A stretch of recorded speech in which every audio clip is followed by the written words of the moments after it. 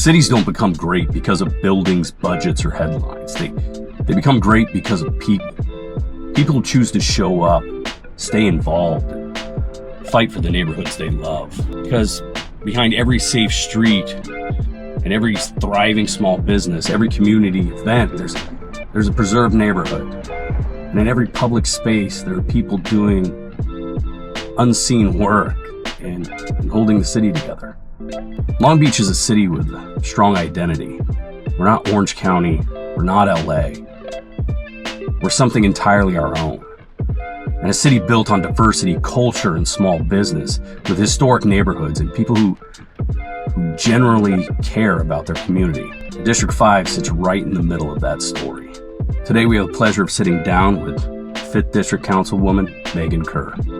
I want to know your origin. Born in Long Beach? Absolutely.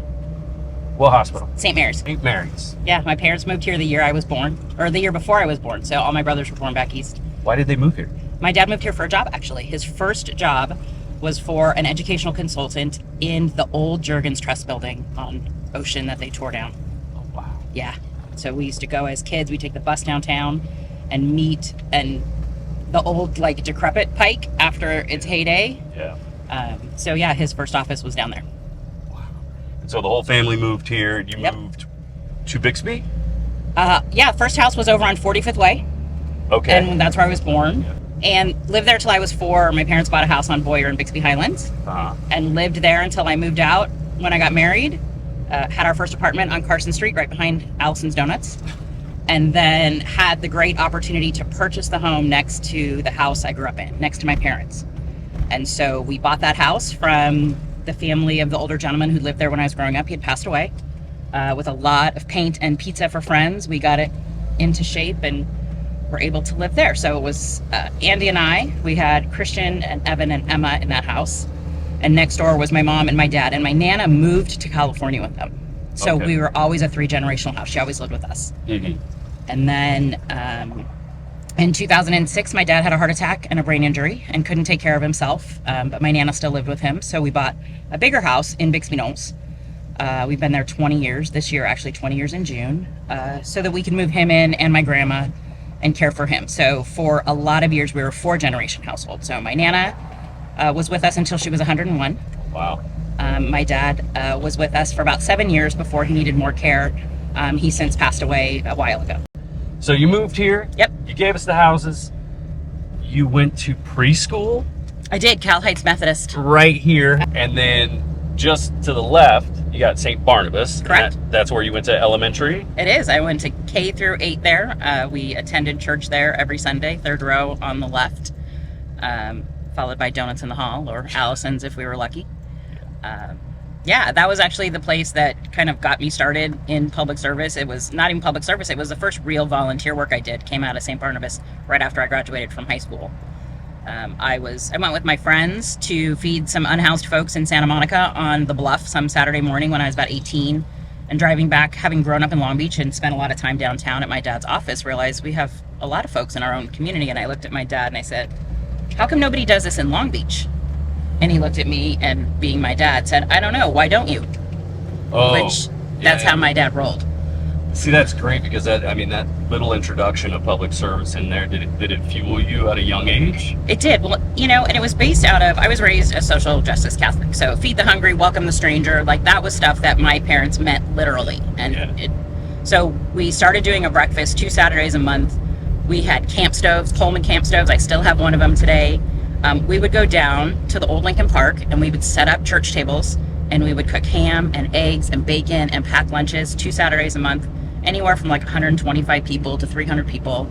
A community of people from around the area, volunteers from schools would join us. And we did it for 8 years, 2 Saturdays a month. And then we finally had some warnings that the health department was going to shut us down. And now I look back and I'm like, oh yeah, I get it. Yeah, the self-health and safety. Yeah, that whole thing. But I remember one morning and this was the old City Hall, so the old Brutalist building. And we were doing it and we looked down and Mayor O'Neill was standing on the corner waiting for her ride with her people. And my dad, being my dad, was like, let's go talk to her. So we went down and we introduced ourselves and we walked her along the back of the line of like, this is where we do this and this is where we do that. And having really no idea what that meant at the time for her, number one, to take the time and to listen to us and be so generous and gracious to delay where she was going to listen to us. And so she knew, and we still continued for a couple of years, and realizing, looking at that perspective now of, you know, a mayor or anyone taking the time and being generous and encouraging and not standing in the way of good work, even if it wasn't, you know, the best choice. But it was what I knew how to do when I was 18. I didn't understand kind of how all of the legislative pieces worked. I was, you know, a kid out of high school trying to do a good thing. So Do you think that sparked something in you, just like that visual of her being amongst the people? I think so, but I never had the idea that I would be an elected official. So my degree, so after St. Anthony, I went to St. Anthony High School. It's where my husband and I met. He grew up, born and raised in North Long Beach, where his parents and grandparents had a house on Orange Avenue, so they also passed that house down. We met while I was at St. Anthony. We celebrate 31 years of marriage next week, actually. Nice. And I knew I wanted to help people, but I didn't know how. My degree is in sociology with a concentration in social work. Toyed with being a teacher, but realized I wanted to be in a helping capacity. But we had our family young, so I had Christian. We got married together for 6 years, got married, had my oldest before I graduated college. So I was still finishing school and working and taking care of a kid. So when I graduated, we couldn't afford childcare, so I stayed home to take care of Christian. And What did that feel like to you after, you know, getting a degree? yeah, And then you're like, well, I'm so capable, but I want to be a mother, and I want to take care of my financially, right? Because childcare is way more expensive than actually you'd basically be working to pay for childcare. And that's when we did the math. We realized that was the situation. So if I wasn't going to have enough money at the end of the paycheck for anything else, then it was just easier to stay home. It's not worth the time to be away from your kids if it's not correct worth it. And where people are still in that situation. Absolutely. But at the time, all I knew is we couldn't afford childcare. I was able to stay home and work part-time for a little bit. And I ended up volunteering. They went to preschool at Long Beach City College. So they have a great child development center there. And they had a program where you Go Vikings. Yes, go Vikings. Proud Hall of Famer. Thank you very much. But they have a program where parents could go and work in the classroom, and then your kid could go to preschool, and you took a parenting class 1 hour a week. That was sort of the trade-off for this really reasonable tuition. It wasn't even tuition. It was I paid for 1 unit of class per semester for my kid to do that. And so I learned to get in the classroom, work with kids, and that continued when they got into public school. So they Longfellow, Hughes, 2 of them went to Poly. One tried out a couple until he found his way. And so I just continued to be involved in that way. And so, you know, I get to drive by Longfellow because it's right by my house all the time. And on the front, it has that National Green Ribbon Award mural. Yes. So that was in 2012. So I was part of the group of parents. There were about 5 of us very intensely working on green initiatives. Kim and Kathy planting trees, kind of all of that initial work back 2008, 2009, 10. Was that like PTA or just on your own? No, it was a separate group of people than PTA who were doing green team work. Okay. So like there's a box on Hughes's campus that is painted. I remember the painting day where we had kids and we were doing recycling. We were separating organics way back in the day. So that was the inaugural year of the National Green Ribbon. They put out this big, huge national government form of you have to fill all this out. You have to have all the data from the district. And this group of parents really buckled down. We worked really closely with the district. We submitted basically a federal grant application. And then we're one of the first cohorts of schools to get the National Green Ribbon. So did that draw you to the school board? It did. So I was involved in all of those kind of around the official ways for a long time. And then we had a huge recession in 2010. And I did some advocacy work with a state organization and organized a rally here in Long Beach with teachers, and Superintendent Steinhauser was there and the teachers union about school funding and the state budget. We had some state folks come down. It was really exciting. And then the district unfortunately proceeded to lay off 800 teachers at the time, maybe 850. Yeah. And I went to a school board meeting and I gave a very impassioned, please don't lay off the teachers speech. And half hour later, they laid off the teachers. And I realized I missed something. And I don't like not knowing how things work. I'm a very curious person. And so what I don't know, I get extra involved to figure out how something works so that I can impact change. And realized after digging around that if I wanted to be meaningfully part of the conversations of what ended up happening that night, I was about a year too late. Yeah. When they were talking the about decision budgets. was already made. Yeah. And not because they weren't listening, but because the process had already played itself out to make the decision. Yeah. So I got extra involved for that reason. I called the superintendent and said, hey, what committees can I be on? What can I do to learn more? So I ended up immersing myself. The North Long Beach Initiative was happening at the time. So really got to know people better that way. And Mary Stanton, who was the school board member at the time, she'd been the school board member for almost 24 years. And she saw me outside of Longfellow when I was going in one day. And she said, I'm not going to run again. I think you should run. And I was like, oh, wow. It's not my thing. I do the behind the scene things. I'm the person you call when you need help in the classroom or whatever. And she goes, I really want you to think about it. So that was your first political step. Absolutely. So I walked into the principal's office, who I had a meeting with, who is a friend of mine. And I said, you will never believe what Mary Stanton just said. And when I told him, he goes, you absolutely should run. You're the kind of person that we need. And this is a guy that I had worked with, he was my kid's principal for a lot of years. And I went home that night and I told my husband, Andy, and I said, you'll never believe what Mary said and then what Brian said. And he said, you absolutely should. And so I heard it differently coming from people outside of me. Yeah. Saying, we need you to do this for the community and for kids and for schools. I didn't have any political inklings. I didn't really know how anything worked. I knew that I cared deeply about kids and families across this community, and I knew that I knew a lot about schools, and I cared about how things worked. And so we kind of jumped in feet first, really blind, and decided to run in 2014 and won that election. How did you weigh that importance of education when you did that first run? So I had kids actively in the school system.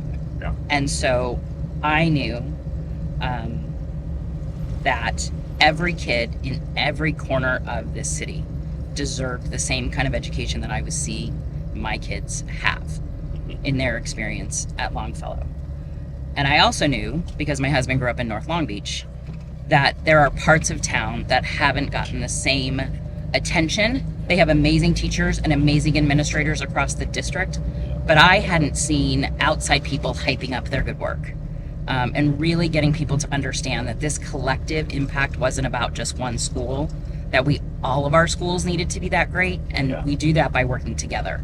And so had to have the conversation with my kids. I'm like, if I'm going to do this running for office thing, what does that mean for our family? What does that mean for you? Does it mean that if there's a back to school night for you, there's a back to school night for the 15 schools I might represent? So that means that they may get less of my time. And really deciding that as a family that it was worth it and it's important enough to be of service to the whole district. And we really saw ourselves. So I represented all of North Long Beach, so Bixby Knolls, Cal Heights, all the way to the Compton and Paramount borders, and had the amazing Jordan High School as my flagship high school, which has undergone an amazing change. Oh yeah, it's beautiful. I started. I heard the pool is almost done, so I'm really excited. It's almost there. I've been up there a lot lately, so I love it up there. But yeah. So how do we support? Because people forget about the school board. They do. It's really hard to get people to pay attention to a school board race. So I am thrilled that there is attention on it, because the thing about the school board is it impacts families in a way almost like no other governmental institution. If something goes wrong at school, it is what you talk about at the kitchen table. It is what directly impacts how you parent your kid, or being a guardian or adult to whomever it is that experienced that. And so those are the folks making the decisions, and it's really difficult to get press to pay attention. Yeah. And so I'm glad people are paying attention to this one. I personally, Megan Kerr, I'm a strong supporter of Diana Craighead. I served with her on the board. She is smart. She is solid. She has seen this district through a lot. She got on the board as an appointment because someone stepped away, and there was an appointment process. Interestingly enough, I was on the panel who interviewed all those folks to be appointed. because I was involved in PTA at the time doing legislative work. Mm-hmm. And so she was never going to run for office. She did it because she was Long Beach Council PTA president. She cared deeply about kids and families, and that was always the reason that she started on the school board and continues on the school board. Which is great, because that's how you started on the school board. Yeah, and people need to vote their values. So I expect everybody, when they get their ballot, that they're going to read up on candidates, they're going to talk to candidates, they're going to know them, understands ways that you agree or disagree with policy positions. But like this case in particular, I think looking at people's value systems and their history and where they come from, what they've stood for, who they have stood with and protected matters to me. Yeah. And so who do they align themselves with politically? Do those folks share your values? You may not agree with them on everything that's put in front of you, but at the end of the day, for me, if I can count on someone making decisions from a similar value base, I can have hard conversations about the policy ways that we disagree. But I can't have that conversation with someone who their starting point doesn't value the humanity of groups of people based on their belief system. Yeah. I am a mom of LGBTQ kids, a sister, an auntie of LGBTQ folks. It is Pride Week in Long Beach. Yeah.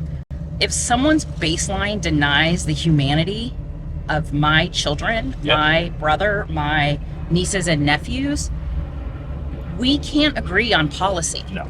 Even if we do have alignment on policy, your starting point is that you don't feel like my kids deserve the same rights as other people. We value people's rights, that we welcome immigrants, we protect people. Long Beach's diversity is our superpower. It is. It is not on the side.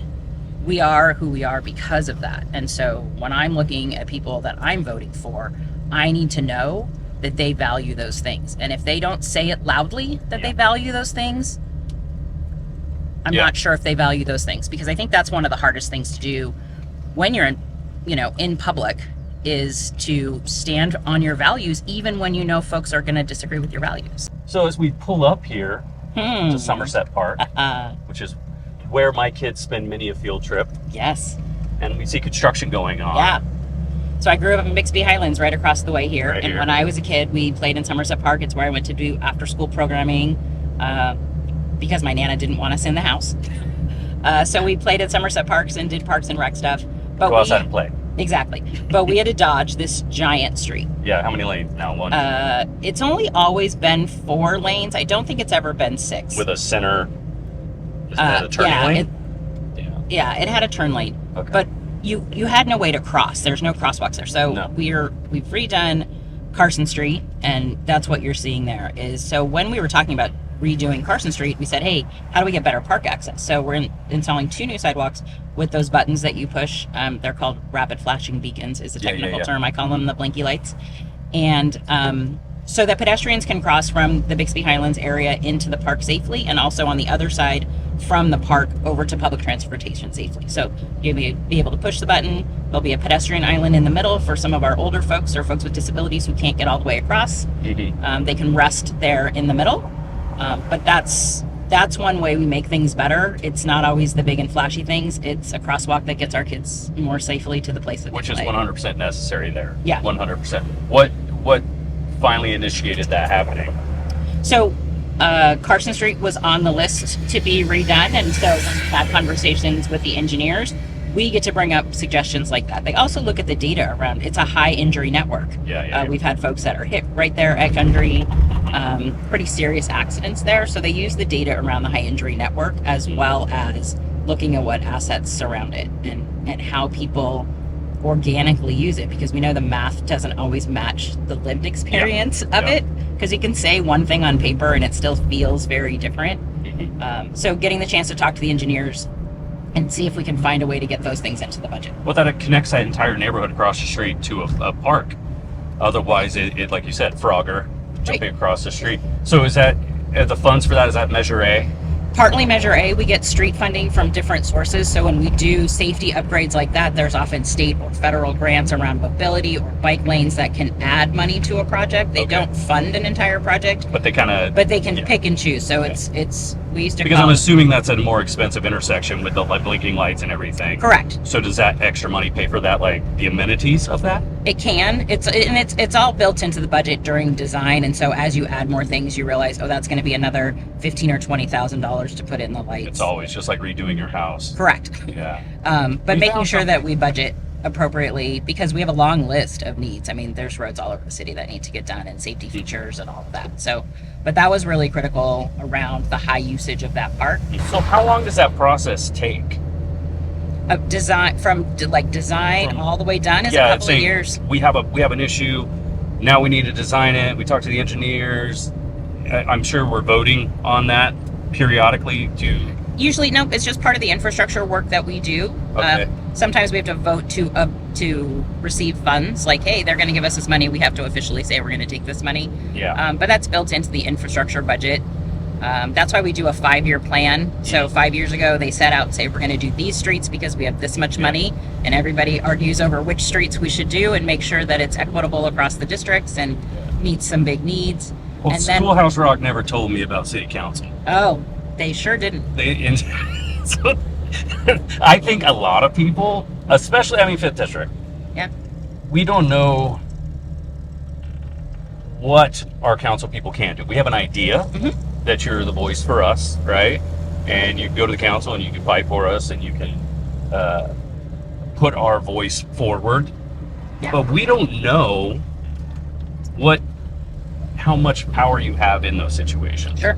I assume people think you're the king of the 5th District and whatever you say goes. That's not so. Yeah. That is not so. When I have good ideas, I have to convince other folks to come along and vote with me, especially if it is a policy change and especially if it requires money. Yeah. That is why there is a council of 9, because all of us are working every day to serve our constituency, and we'll fight for the time and the money and the attention for our own district. So how we negotiate that and convince someone this is a really important thing for District 5 and for the city, Yeah. come on board with me and do that. So that's part of it. And I think for me, especially, even with like using the Beverly O'Neill thing, I didn't know much about city government at the time, Yeah. because for the most part, everything was okay for me. And so our best days are when you don't need to call us, Yeah. because you haven't had something that negatively impacted your life. Yeah. But we know that when something does, you call. Yeah. And that's when we want to be as responsive as we can.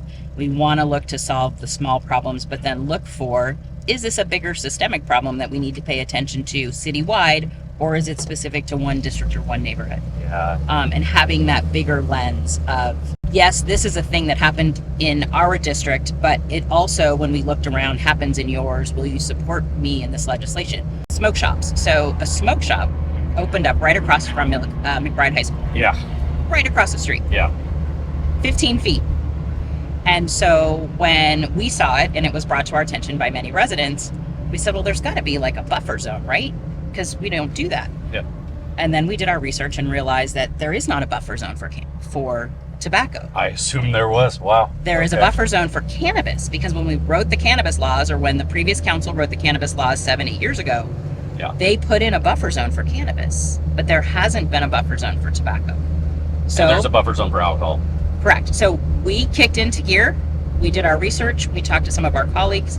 We researched what other municipalities have done, and we introduced an item to council within a couple of weeks that said, I need the city attorney and the city manager and all the relevant departments to look at what other cities have done regarding a buffer zone and bring us back a proposed ordinance to create a 1,000-foot buffer zone for tobacco around not just high schools, but what we call sensitive receptors, preschools, daycare centers, those kinds of things.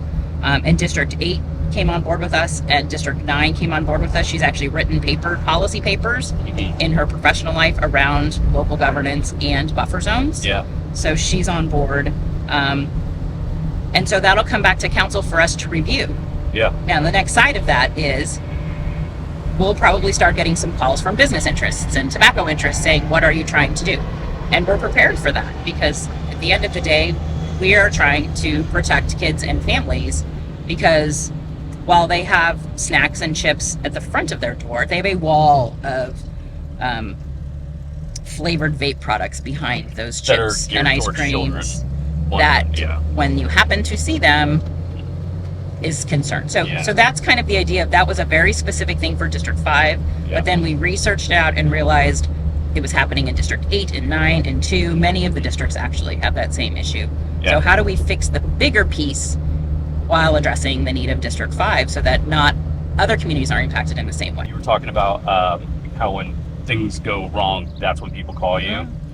Have you noticed since the world, as of late, and the country as a whole, people are on edge, right? Yeah. Like, and do you find since people are on edge and having problems with everything, you're becoming more of the, well, I'm going to call and complain to her.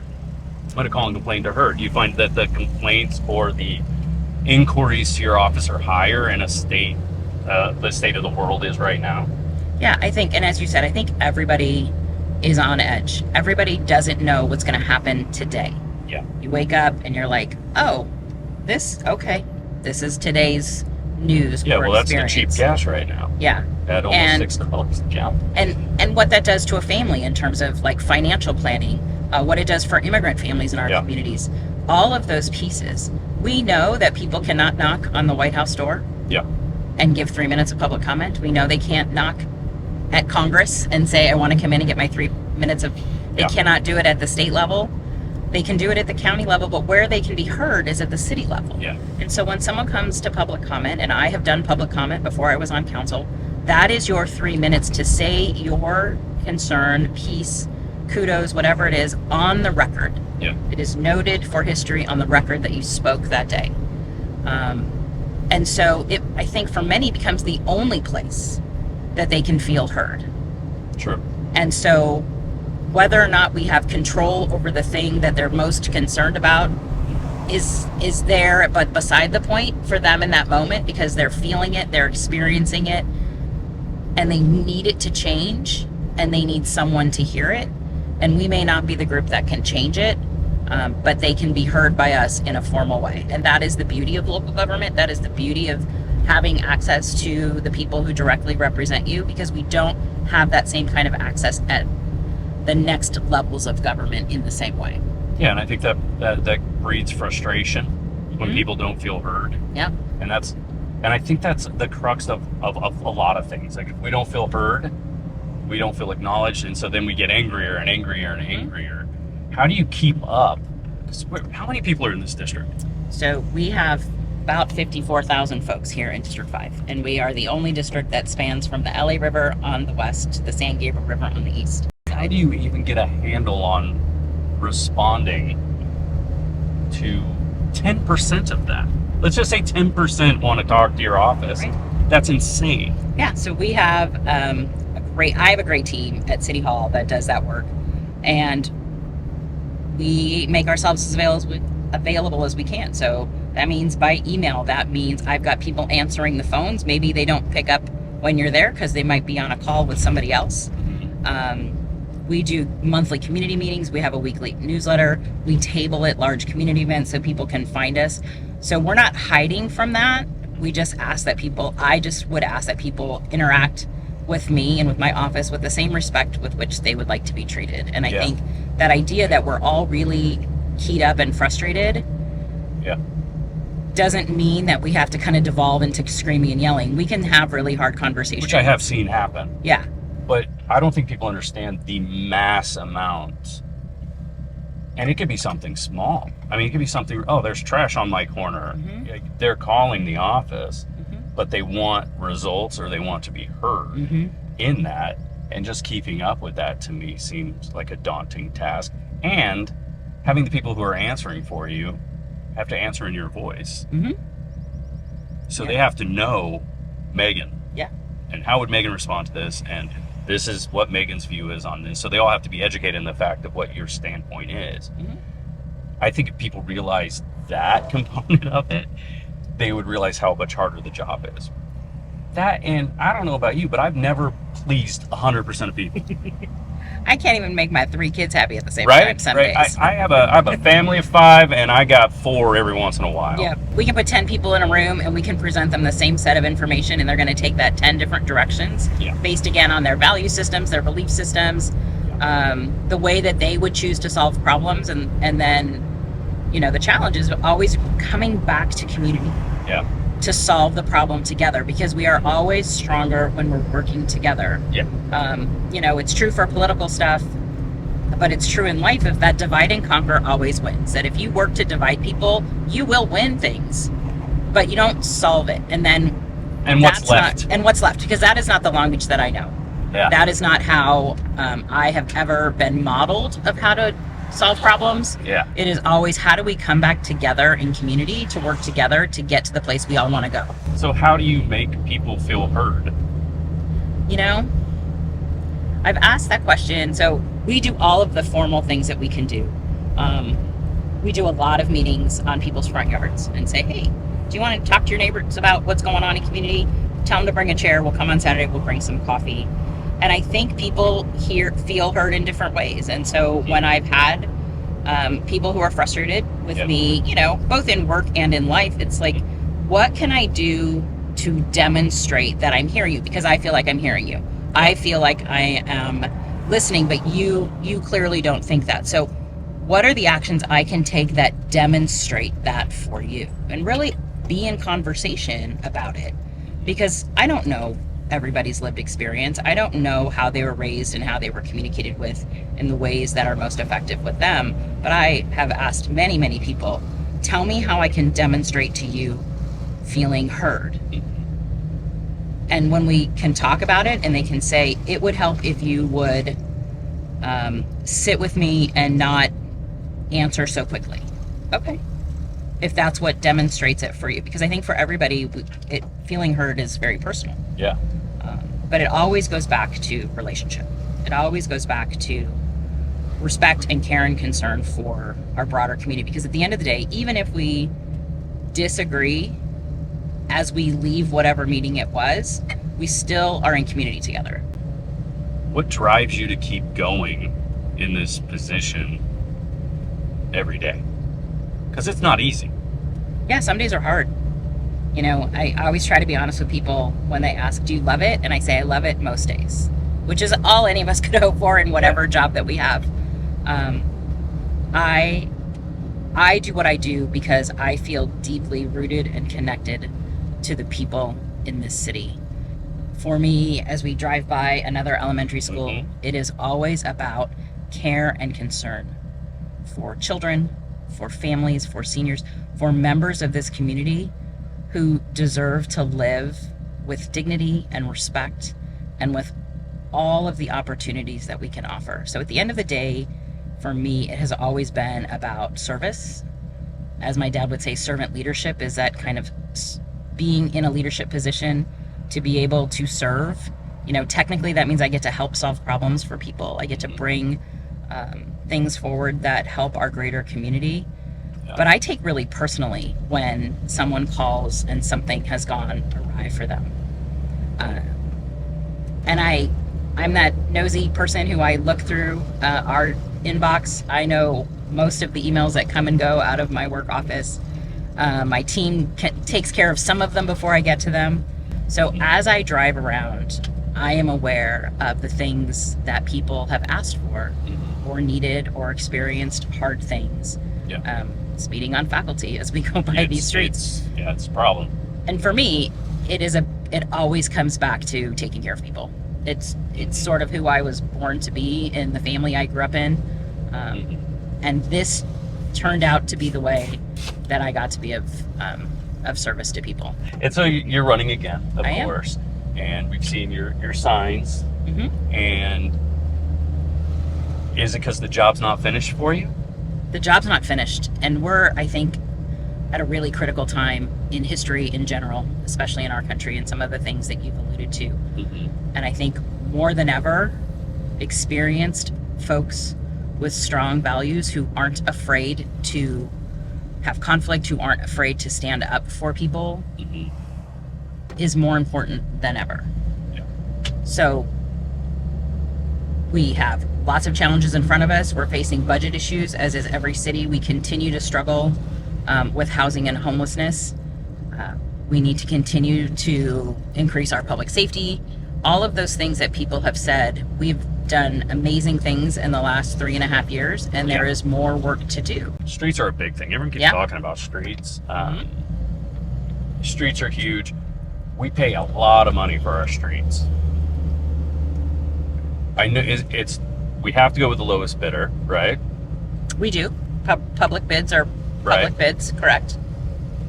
But the lowest bidder has been switching between like 3 different companies. Yeah, so some of the things, so my husband used to be in the construction business. Some of the things that happened around recessions, and he was in construction during the 90s, during, the 2010 recession, and saw that through, is a lot of those companies consolidate. It is really hard for construction companies to make money. And so what we've seen is consolidation of bigger businesses, of bigger companies buying up smaller companies. But how do we make it so, because I'm pro-union, I love the unions, how do we make it so that smaller union-based companies can bid on these projects and potentially bring the cost down? Because I know other cities have their infrastructure costs for their roads is way less than ours. Sure.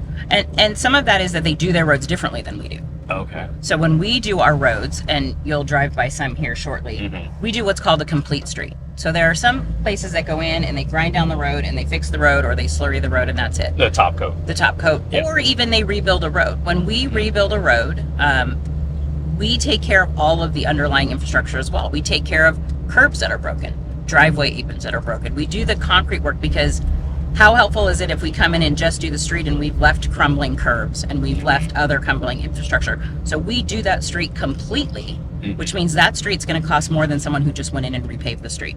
Yeah. And so every city does that a little bit differently. And I think I can't answer the bigger question on how do you get smaller businesses to bid for things. But what I will say is that not every business wants to do industrial municipal work. So District 5 is bigger than the city of Lakewood. Yeah. So 10.2 square miles in District 5. And again, different cities do their streets differently. We did not have any dedicated funding for infrastructure until Measure A passed in 2016. So we hadn't spent a significant amount of money on our roads in decades. So the level of deterioration that happened, we're still killing up to. Yeah. So this is next year, though. This is next year, yeah. So this is Clark, and so phase 1 is almost finished. Phase 2 will go south from Spring Street down to Atherton. And then after that, it will head back up north and cone it through the college to Delamo at our Lakewood border, at our most northeastern part of the city, will happen next year.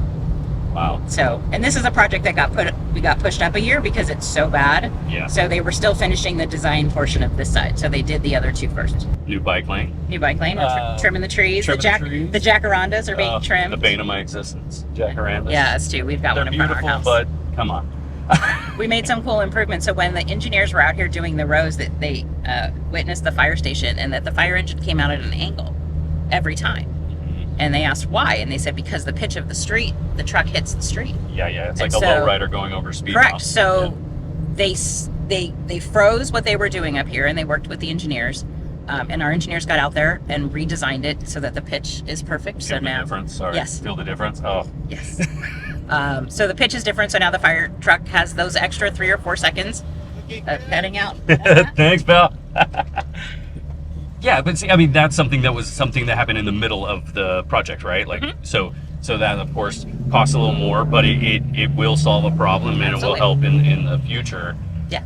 In that, I just think the communication with people needs to be like this, and it's hard to That's be hard like with 54,000 people. With 54,000 people, because if they understood it's happening, I think they would be a little more relaxed. It would bring it down a little bit. That's our field office over there. You go.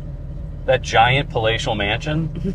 Yeah, the Building the 23. The 15 by 15 attached to the bathrooms. It's bathrooms on 2 sides of that thing. It's a convenience. Yes. The convenience. It holds a staff member or 2, and we take meetings outside sometimes. Yeah. Which you have to. I've seen people sitting on the bench out there taking meetings. That's what they do. And I am super proud of the work that we have done in the 5th District. We dedicated 48 acres of park space at Willow Springs Park. Yes, thank you. That is forever going to be a park. We will continue to work on it piece by piece. We were worried about Willow Springs for a while with all the Space Beach coming in, because Space Beach is great. But with all that stuff going in, I know the Friends of Willow Springs, shout out to them. Yeah, absolutely. All the hard work they did, we wanted to continue that. And that becoming a park, for me, is huge. Yeah. Huge. I love that space. I do think we need more eyes on it. My favorite thing is I take people there all the time and they go, I have no idea this was here. Yeah. I've lived here 30 years and I didn't know this was here. It's one of my favorite questions to ask at different community meetings, because we often talk about Willow Springs Park probably at every meeting for some reason or other, because they have amazing events that are happening there. We were able to get a $4 million grant to do some additional wayfinding in the Trailhead project. Yeah. And so I always ask, who's been to Willow Springs Park? I just had a group of Cub Scouts in the other day. Who's been to Willow Springs Park? And only one kid had been. But when I say, hey, do you know where the old cemeteries are? Most people understand it. I said, it's that industrial property that you never knew was a park. Well, even then, they'll know the park, but they don't know everything off the backside. They don't know the composting. Conservation Corps. Yeah. And that's such a great asset that we have in our community. And it's literally right down the street from my shop. It's so important to me that we have those green spaces. And we are spoiled in the 5th District. There's a park everywhere. There is a park everywhere, and that is unlike other districts. True. And so when we talk about everything that's right with the district, it's really easy to concentrate on the concerns and questions and problems that we have. Yeah. But when we look at the totality of who we are in District 5, we are very, very fortunate to have a lot of green open space, a lot of safe green open space, places for people to recreate, overwhelmingly safe in our neighborhoods. You know, not that we don't have issues. You know, I just got an email yesterday from someone that the catalytic converter got stolen, and we've had our truck stolen from our house, and those kinds of things. We know that those property crimes do continue to happen, but overwhelmingly we are not dealing with crime in the same way some of our other parts of the city are. But again, we are overwhelmingly fortunate in the 5th District. Willow Springs is a great example of that. We're going to continue to chip away and get more grant funding. We just asked for another federal grant. Yeah, that parking lot needs to do some work. But that's one of those great things that 30 years from now, when that is restored, completely restored wetlands and all of that I got to say. My grandkids will get to see that. I got to do that. Yeah. I got to help the community make this a park forever. We were talking about things that are slipping, like the sidewalk thing, and what was written in the code and stuff like that slipping through the cracks. We have one of the strongest noise ordinances for the airport in the country. Yes. I don't think people know that. I don't think we shout that enough, but there's a reason why we don't have commercial airplanes landing all hours of the night, and it was something put in years ago. Yes. Was it 10, 15 years? The 90s. Oh, God. Yeah, that was 10 years ago, right? Yes, it was. No! The 80s are 10 years ago, shut it. So I don't think people realize we do have that, and that's what saves us from a lot of large airplane noise. I think people shout about the airport quite a bit. There's different groups shouting about the airport. I do know their main complaint is the small airplanes. I don't think people realize we have a severe pilot shortage, and we do need pilots trained. So there's that. There is something called Fly Friendly Skies, right? Yeah. What pilots are supposed to abide by. How do we partner with the airport and these small airport or aircraft companies teaching people to fly? Because we know the benefits that we need them. But how do we partner as a community to get them to actually fly friendly over our Be better neighbors? Be better, that's exactly it. Yeah. Be a better neighbor. Not just assume because our homes are near an airport that they can fly every way they want to. Sure. So I'll just talk a little bit about it. Yeah. So the noise ordinance does not cover general aviation. And only the big ones. Only the big Let's ones. explain it. General aviation. And correct. General aviation are the smaller, planes. planes, as well as private planes, which sometimes are not so small. Yeah. But they are not commercial. They're not coming out of our commercial terminal. Yeah. And so we call it the noise ordinance. It is actually a court settlement, Oh, which means it cannot be changed. And advocacy groups and just recently tried to ask a judge to say, can we add one more thing to this? Can this be covered even though it's not spelled out in the noise ordinance? And the judge said no, twice. So we welcome the clarification on that. yeah.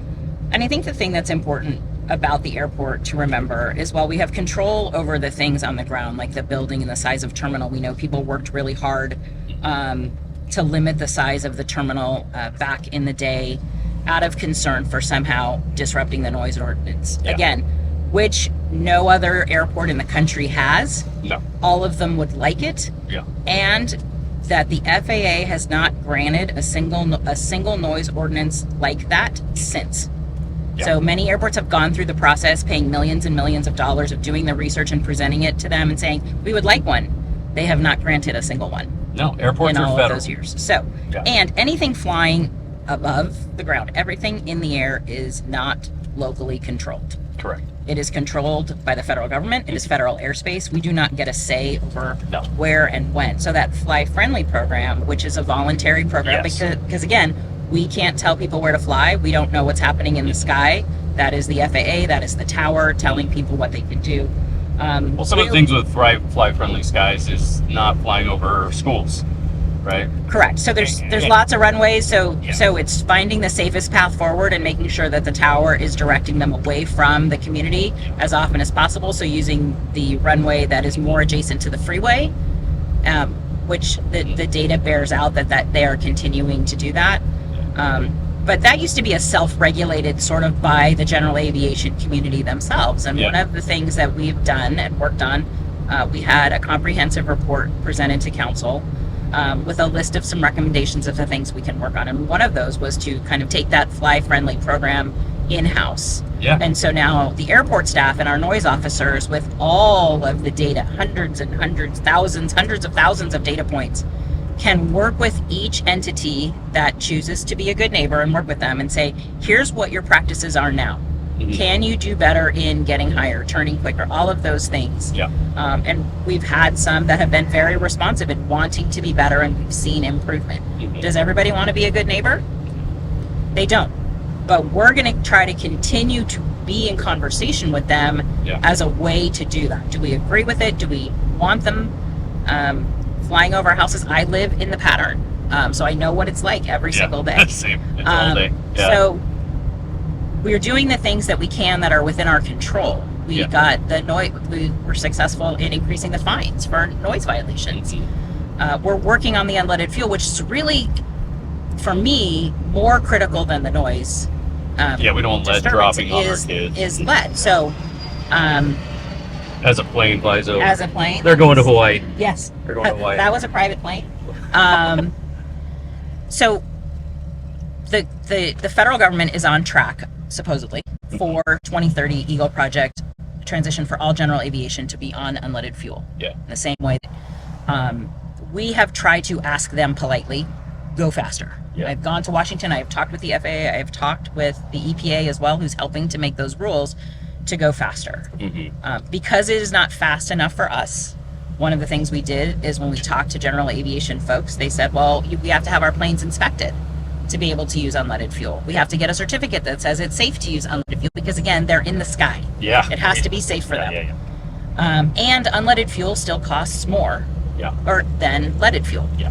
So we decided as an airport, we brought forth an item to subsidize the cost of the inspection for your plane. We pay for that. We pay for the cost for the certificate to get your plane certified. And we're subsidizing the cost of unleaded fuel to match leaded fuel so that it would make it easier for pilots to choose it. Yeah. We can't force it. Mm-hmm. We can't ban it. Yeah. That is in the FAA passed that rule last year. Yeah. We can't mandate it until 2030, Mm-hmm. which is when the federal mandate goes into effect. My bigger concern right now is that the current administration doesn't seem to advocate for clean skies, clean air, Yeah. clean water, Clean clean anything. anything, basically. So one of the ways that I continue to advocate with our federal partners, so our Congressman Barragan, Congressman Barcia, our delegation in Sacramento as well, and our Senators Padilla, who's been really interested in this item, and Senator Schiff, is please keep that program on track. Yeah. Don't let that become one of the things that goes away with this administration, which again is why voting your values matters. It's why paying attention to those things matters, because we need to hold tight to that 2030 for the safety of our community. And so we will shout from the rooftops at every opportunity that we would like this to move faster than 2030. Yeah. But we need it to happen by 2030, and we need the federal government to commit to that. So how do we communicate to our district about the work you are doing with these flight schools, and how do we communicate that they're being heard and you are on it? Yeah, so I was the first council person to meet with the community advocates around this issue. We had heard about it before I was elected, sat down with the two co-founders of the group within the first couple months of being in office to talk about what does this really look like, how can we work together. Thank you for bringing the concerns. Let us figure out what we can control. I was new. Yeah. What can we control? Which was why we had that really comprehensive airport report brought forward. And we said we can continue to be in conversation. They had talked about litigation.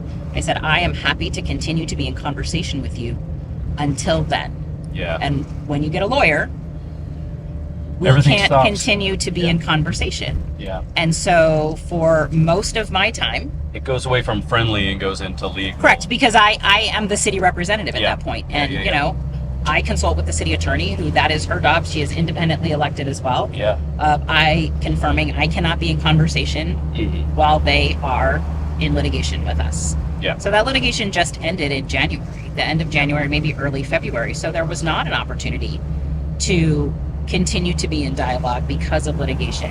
I will say that, you know, the steps that we've taken around the unleaded fuel and flight friendly and the increase in fines do demonstrate that we have been actively working on this for a while. It takes time. It does and take working time. with the city attorney of what can we legally do. Yeah. And so we continue to have those conversations. I will have a hard conversation with anyone.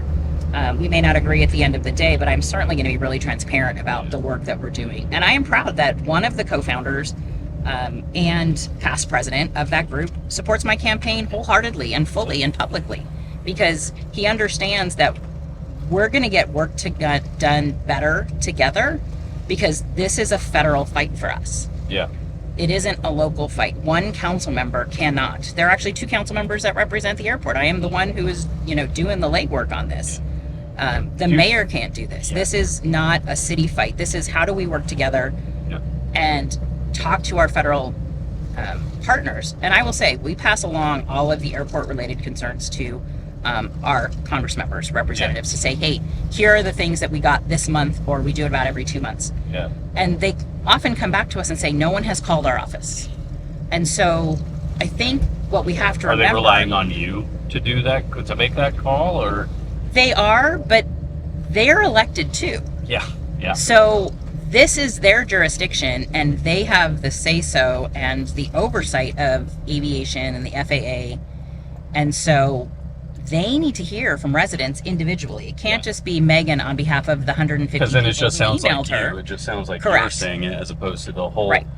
Do you think when people see airports like Santa Monica and other places shutting down their flight schools, are they going, well, if they did it? They are. And that goes back down to, we take federal grant money, we have federal assurances, we legally can't do that because it negates our federal grants. And so we all of our airports run differently, which is why things like that report back. We actually have an update coming from the airport on that this summer on where we've been. We've asked for a report to the Airport Advisory Commission on things like landing fees, so that the public can understand what we're working with. Yeah. Because when someone emails our office or calls our office and says, why don't you do this?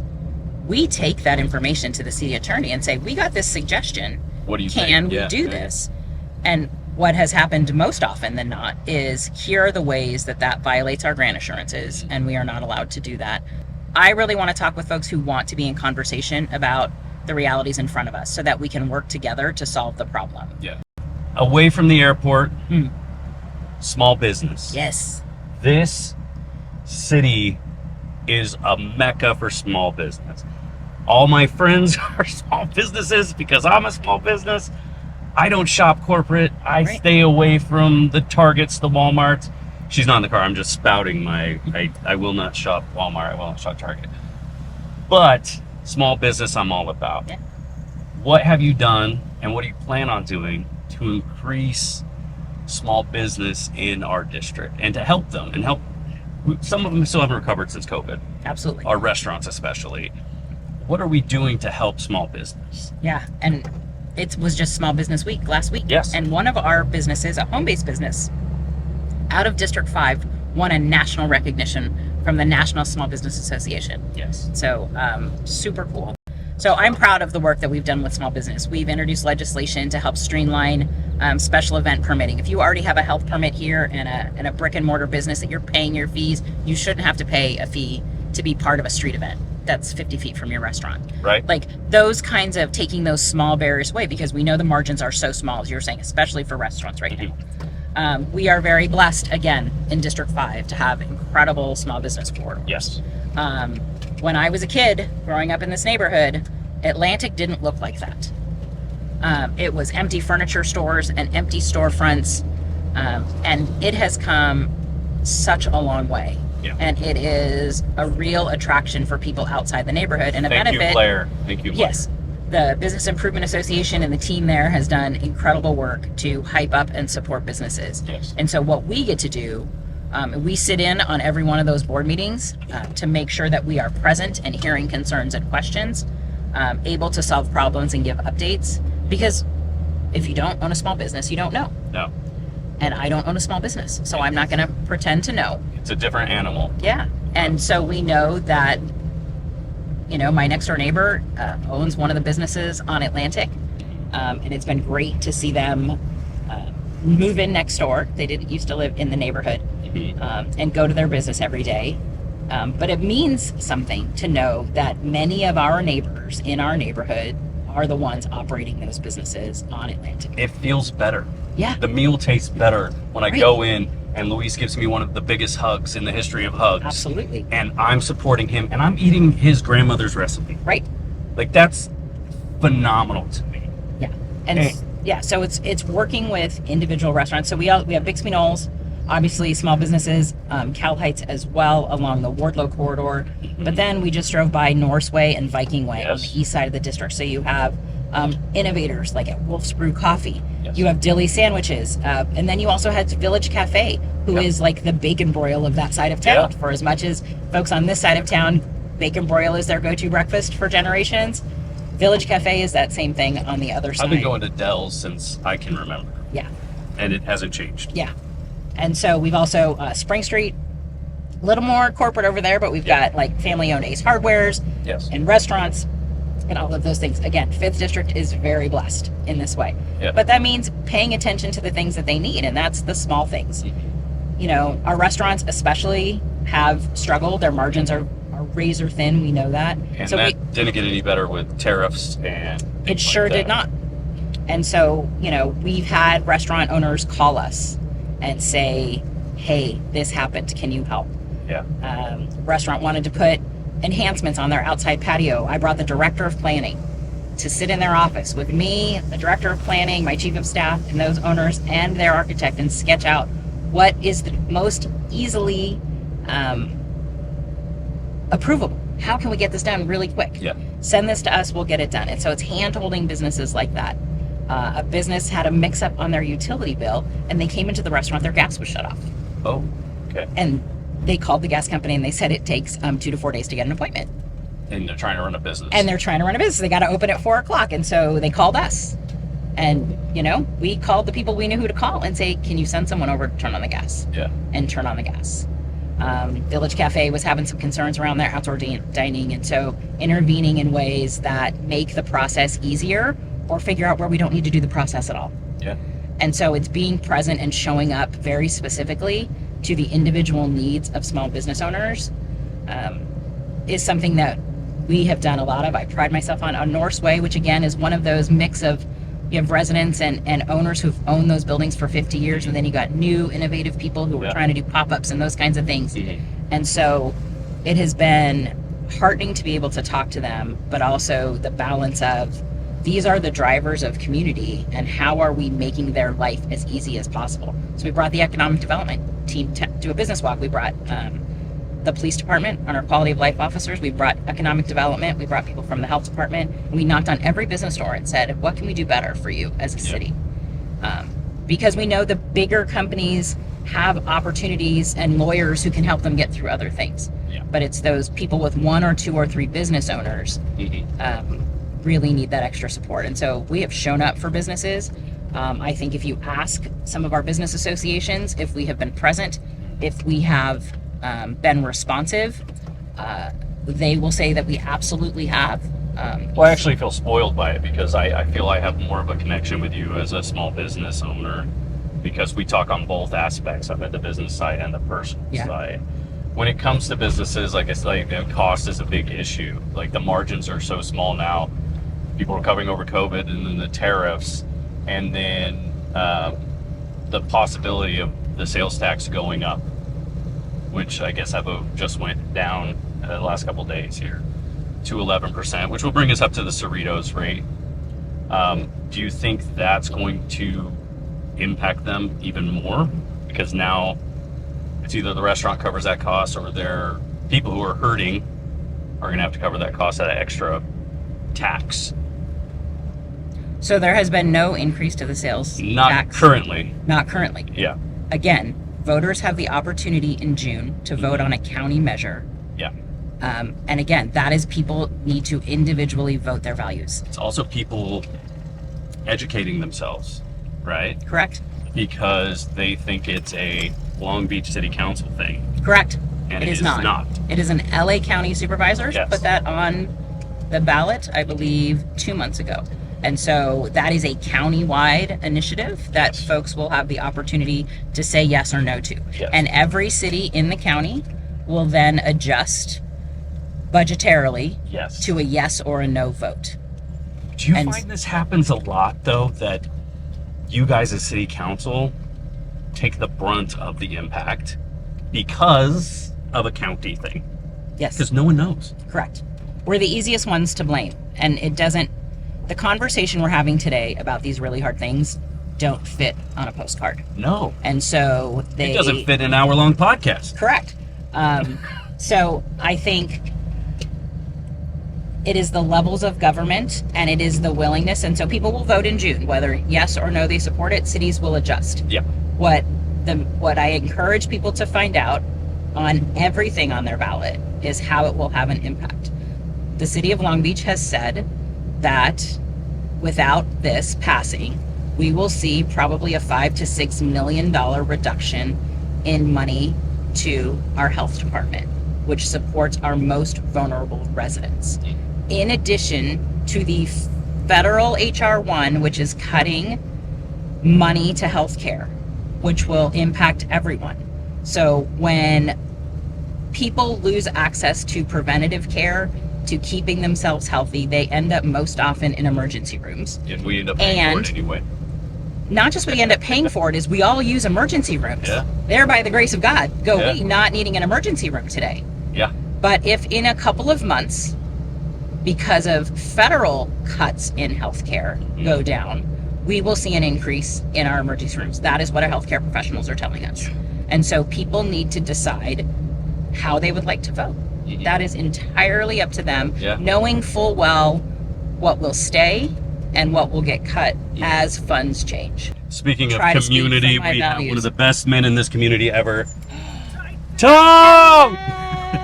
Tom, who runs our clean streets all around. That's right. That's right. Overall, get some mulch. You have to get mulch? Willow Springs? Willow Springs to the mulch yard. Yes. That's right. Yay. Love you, Tom. That's a great thing about the 5th District. Yeah. Everyone wants to help. Tom even moved out of the 5th District. And he's still coming. And he comes back to help. See, that's why I fell in love with the community. Yeah. It's because of that. That community gets thrown around a lot. Yeah. But it's true community here in the 5th.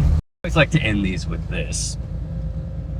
Was everything from starting here to where you are now worth the drive? Like your community engagement, everything you've done, was it worth all the struggle, the fights, the happy moments? Was it worth the drive? Every day. Every day. I cannot say enough how much I would not have wanted to be raised anywhere else but in this city, in this community. That I have told this to my kids. I said, you are better humans because of how Long Beach raised you. And that on our hardest days, when things are going the worst, is when this community shines. Sure. And we step up. Nothing demonstrates that more than a business that's broken into and we all show up the next day. A family member who gets sick and people are bringing you dinners. People rally around you in ways here unlike anywhere else. Awesome. Thank you so much for coming on today. Thanks for having me. I appreciate it. I think we had some amazing conversation. I think people might be able to say, hey, I know Megan a little more.